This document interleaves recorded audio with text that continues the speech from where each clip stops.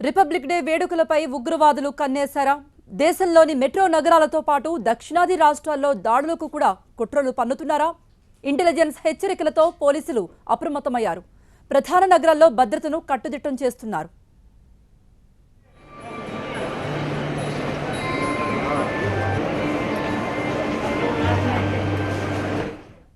నిఘా సంస్థల హెచ్చరికలతో దేశవ్యాప్తంగా పోలీసులంతా అలర్ట్ అయ్యారు.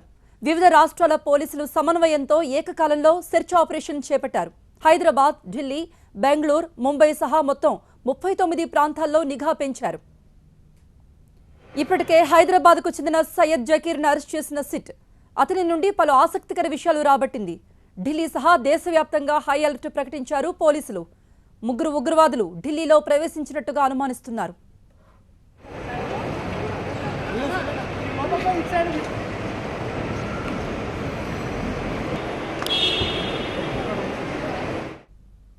నిఘా వర్గాల హెచ్చరికలతో హైదరాబాద్లోని శంషాబాద్ ఎయిర్పోర్టుకు భద్రతను పెంచారు. దీనిపై మరింత సమాచారం మా ప్రతినిధి నరేష్ అందిస్తారు.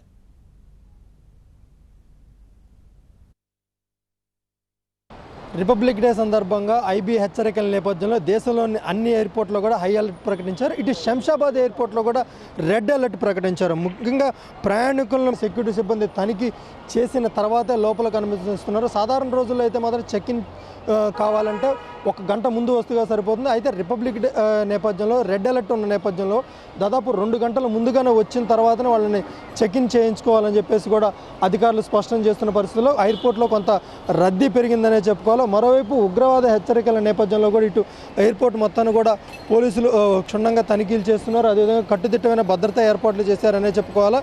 ఏదైతే 2 గంటల ముందు చెక్ ఇన్ చేయించుకోవాలని చెప్పేసి నిబంధన అయితే ఉందో కొంత ఎయిర్పోర్ట్లో ప్రయాణికులు కొంత అవస్థలు ఎదురవుతున్న పరిస్థితి కనిపిస్తుంది. ఎందుకంటే సుదూర ప్రాంతాల నుంచి వచ్చిన వాళ్ళు చెక్ ఇన్ చేయించుకొని లోపలికి వెళ్ళేసరికి ఫ్లైట్ ఏదైనా మిస్ అవుతుందని చెప్పేసి కూడా కొంత ఆందోళన చెందుతున్న పరిస్థితి కనిపిస్తుంది.